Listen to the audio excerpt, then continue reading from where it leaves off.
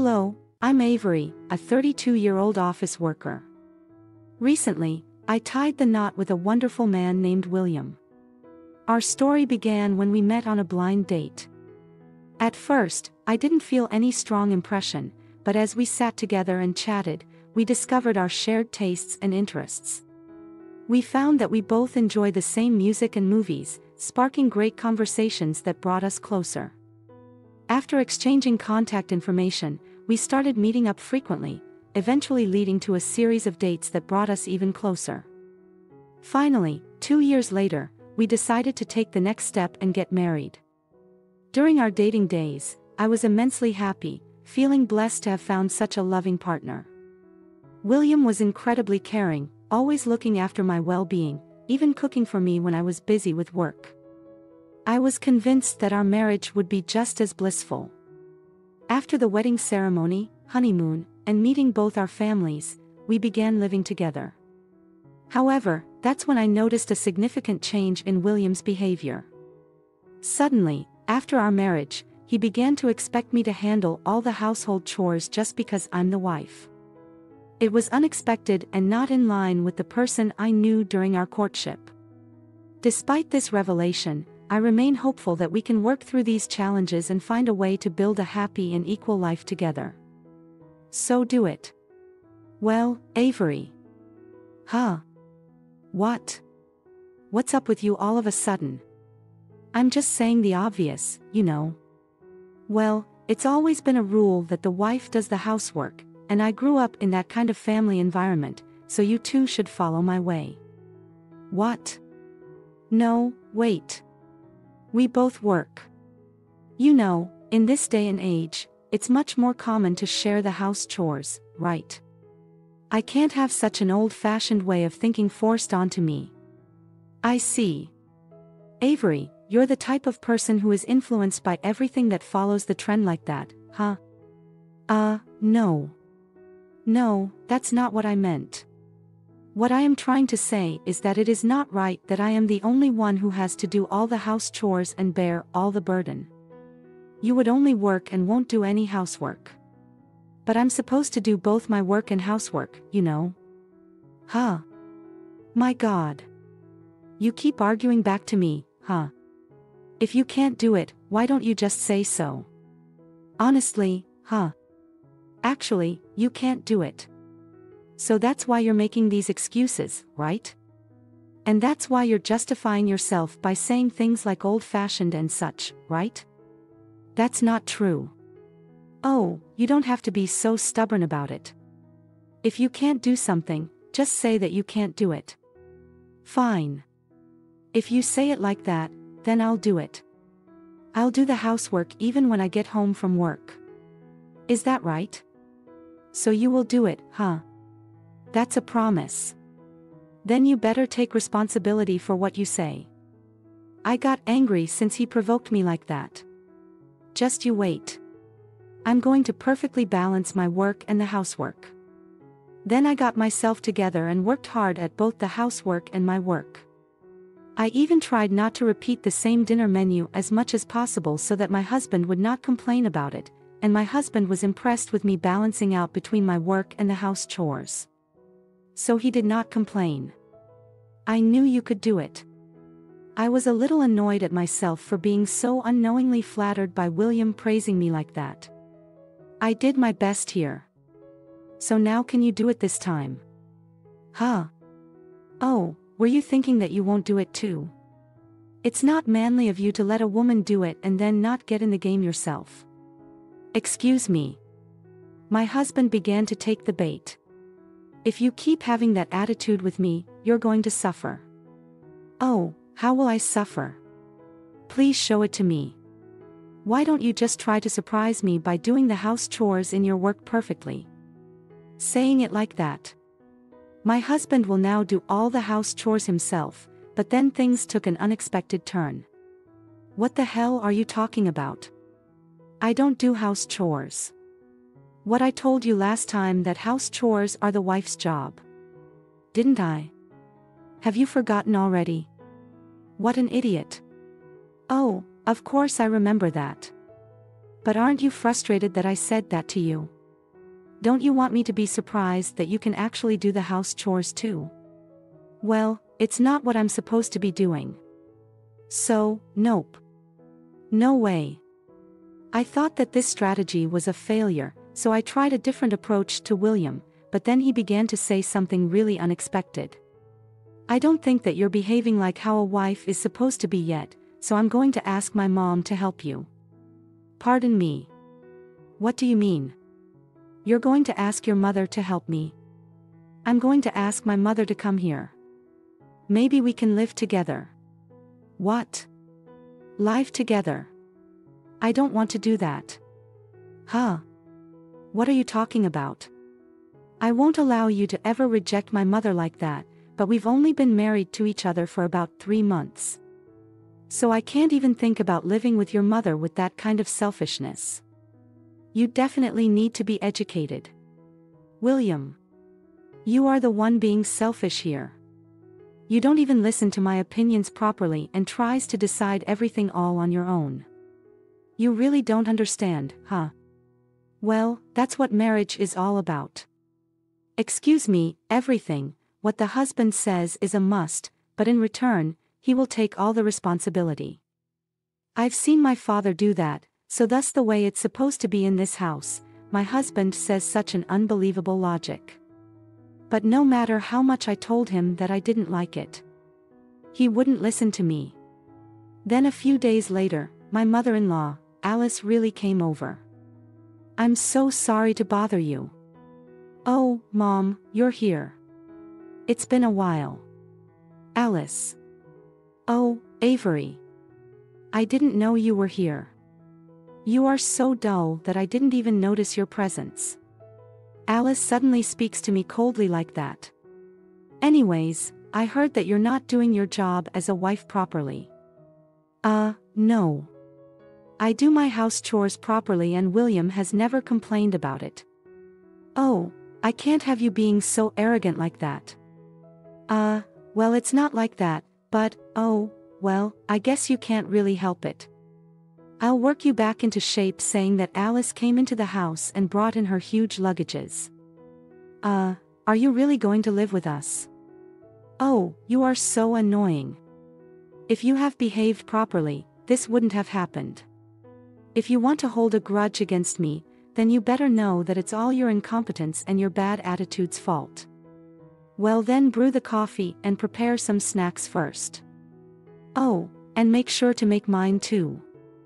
As soon as you finish serving the coffee, prepare the dinner, clean the shower, and the restroom as well. I would want to use the shower and use the restroom in a clean condition. Alice and William just ordered me to go and make coffee while they could relax together. I was not really allowed to have coffee with them, and they made me do the housework while they relaxed. It really annoyed me to hear Alice and William laughing while I was doing the house chores. It was my day off that day, so it was still fine.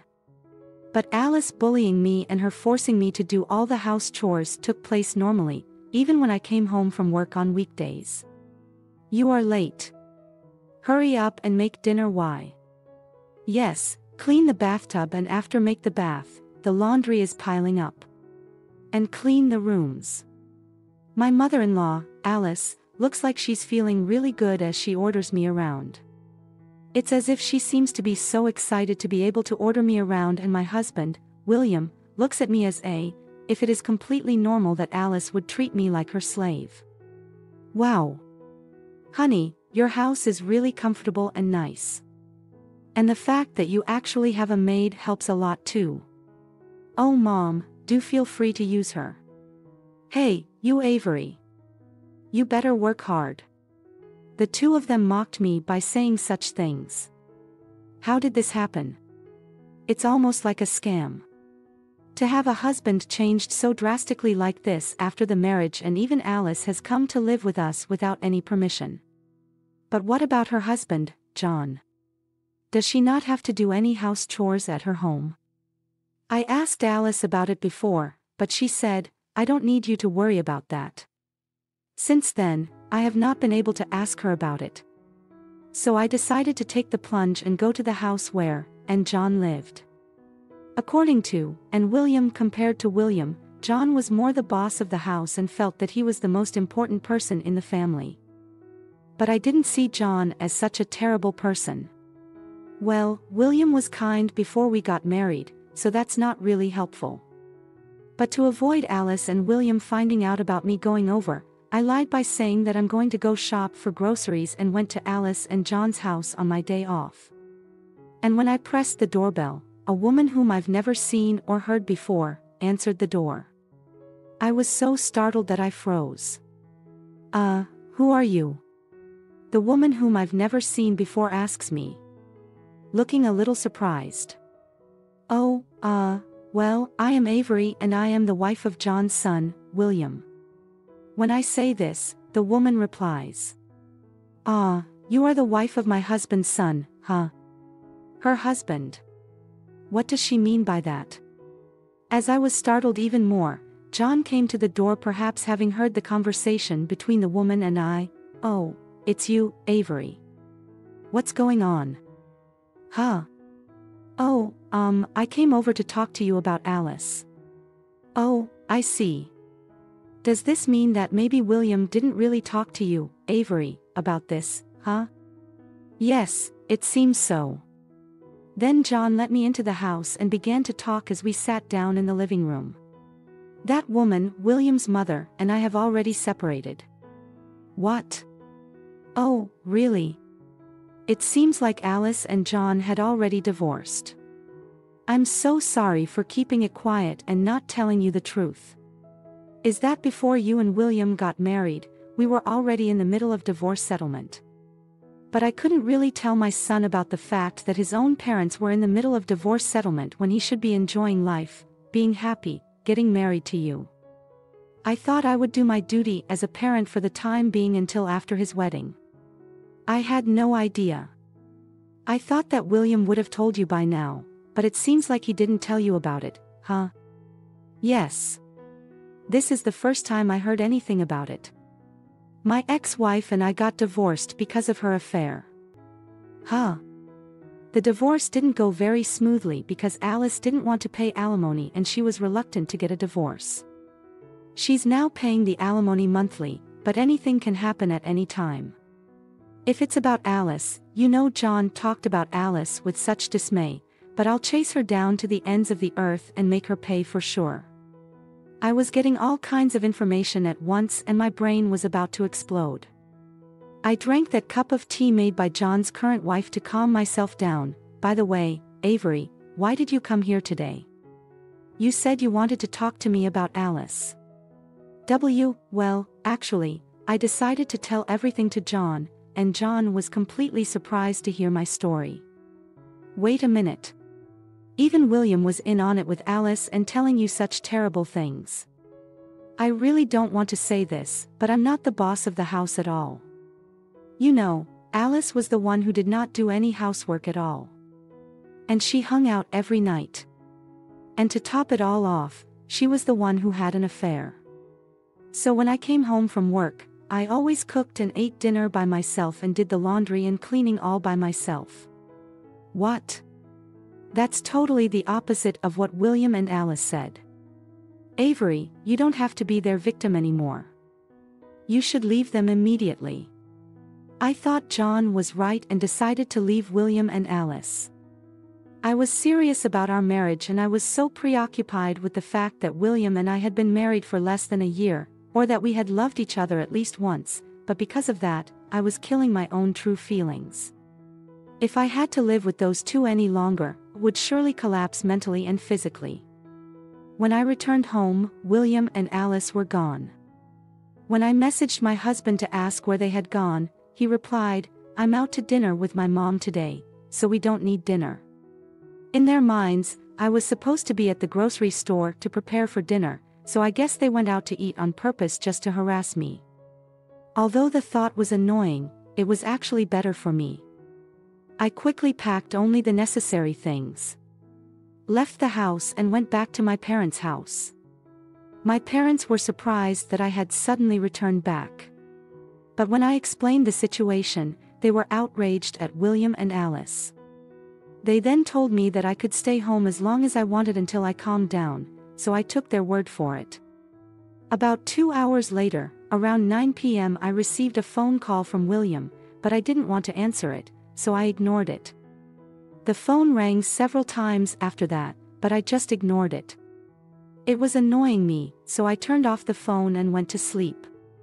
The next morning I left my parents' house and headed to work. When I turned my phone on while heading to work, I found tremendous number of phone calls and messages. Both William and Alice were probably angry at me for abandoning the house chores and quit being the maid because I had gone away for the night and never returned. I spent the next 3 days at my parents' house ignoring any calls or messages from my husband. Then arrangements with my lawyer were made, so I decided to just look over at the messages for now. I received many angry messages from my husband, such as, "Where are you?" and "Screw you." And "Mom is mad at you too." Others said, "You are an unfit wife. I married a woman like you, and now I'm disappointed in you because you are so useless. Come home quickly and do your chores," and many other heartful words were said in those messages. Then, noticing that I read all his messages, William called me right away. "Yes. Hey, stop joking around. Why aren't you coming back home? I am sick and tired of being pushed around by you two. Shut the hell up. You better stop being so selfish and just come back home.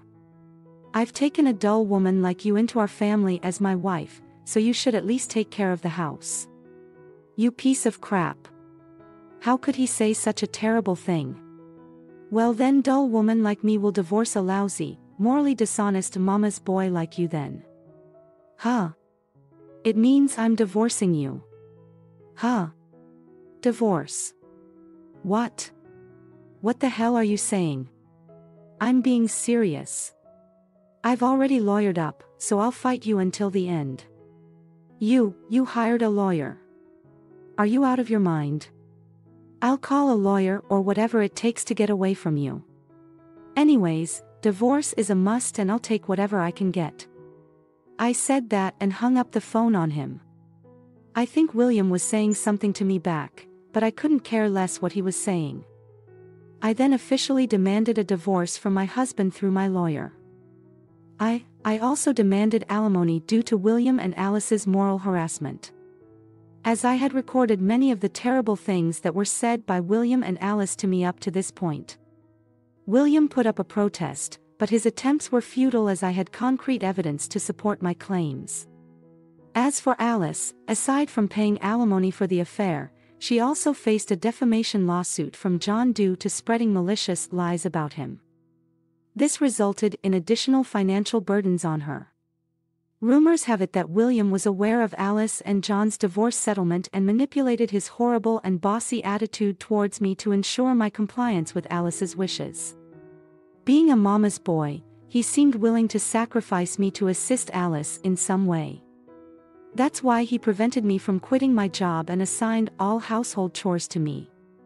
Additionally, he intended to use our shared savings to support Alice's alimony payments. Thankfully, I divorced William before he could carry out those plans. Regarding William and Alice's current situation, both of them are burdened with alimony payments, leading them to live in extreme poverty. Alice seems to have done little in terms of house chores even now. William is now working 2 jobs to cover their living expenses and alimony, and he has also taken up the responsibility of managing household tasks. This has left me feeling utterly exhausted. In the midst of all this, I received a message from William, but I chose to ignore it and gently blocked him. Currently, I am leading a modest lifestyle and saving money by renting an apartment. I've managed to accumulate a substantial amount of savings, and I'm contemplating the idea of making investments to further grow my assets.